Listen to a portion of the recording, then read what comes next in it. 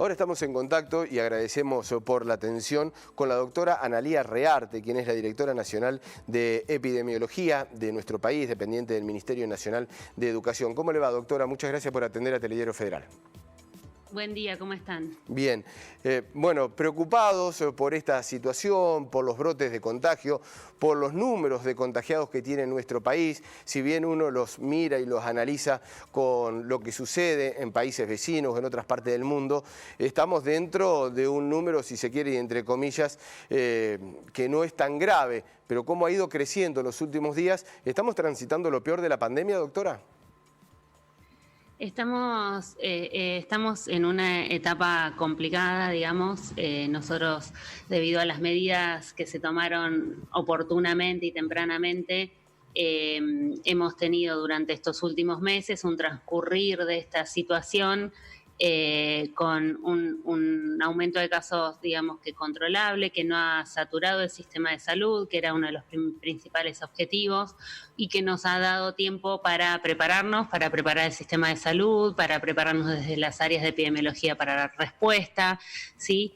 Y en este momento, a partir del aumento de la circulación y la flexibilización en muchas regiones, la situación que vivimos ahora es de un país con áreas puntuales bien definidas de circulación viral sostenida, ¿sí? En donde la principal o una de las principales vías de transmisión es a través de casos comunitarios. Esto es que no son casos donde no sabemos bien dónde se ha producido el contagio, ¿sí? O sea, significa que el virus está circulando. Ese es el caso principalmente del AMBA, de Chaco y de algunas de las regiones del sur, ¿sí?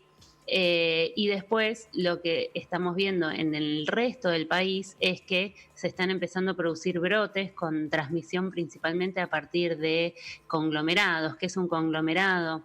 Un conglomerado es un conjunto de personas que presentan la enfermedad y que están relacionadas en sus vías de contagio, digamos, ¿no? Entonces, esto es importante porque si no lo controlamos o no llegamos a tiempo, puede generar también circulación comunitaria extensa. Entonces, esto que está pasando era esperable. Nosotros sabemos que no tenemos ninguna posibilidad, porque no hay casi países del mundo que digamos que no tengamos contagios por coronavirus. Lo importante es que uno pueda ir implementando las medidas para poder controlar, en el caso de los lugares con circulación comunitaria sostenida, disminuir esa circulación y bajar la velocidad del contagio.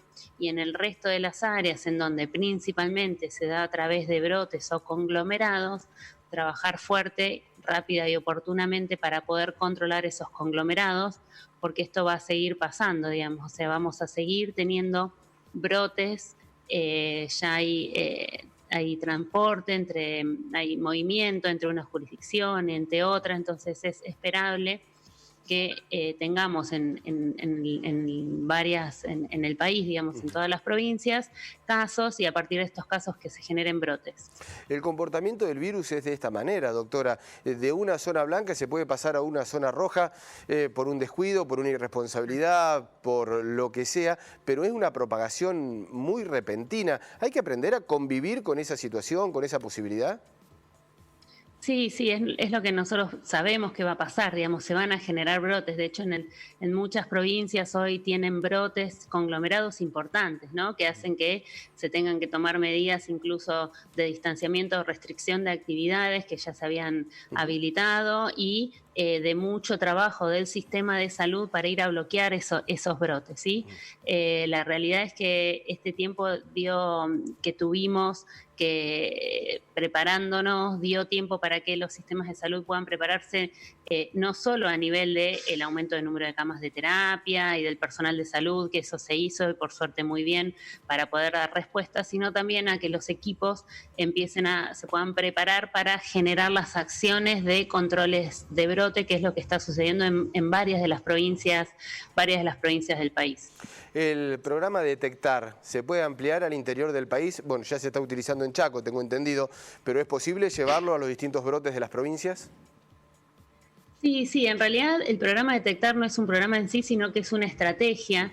Es una estrategia que lo que implica es, nosotros lo que sabemos es que esta enfermedad se transmite a través de los casos y los contactos estrechos de estos casos son personas que tienen mucho riesgo realmente de haber adquirido la enfermedad y son propagadores de la enfermedad. Entonces, el seguimiento de los contactos, que los contactos cumplan 14 días de cuarentena como que tienen que cumplir, el seguimiento estricto de estos contactos para detectar tempranamente aquellos que empiecen con síntomas es una de las formas de cortar las cadenas de transmisión. Claro. Este seguimiento de contactos puede hacerse de distintas maneras, puede hacerse vía telefónica, puede hacerse vía apps, y nosotros lo que empezamos a observar es que en algunos lugares el contacto telefónico, por ejemplo, no era suficiente para detectar tempranamente los síntomas. Entonces lo que se plantea es una estrategia que este seguimiento y búsqueda de contactos sea activo casa a casa, que tiene una mejor respuesta,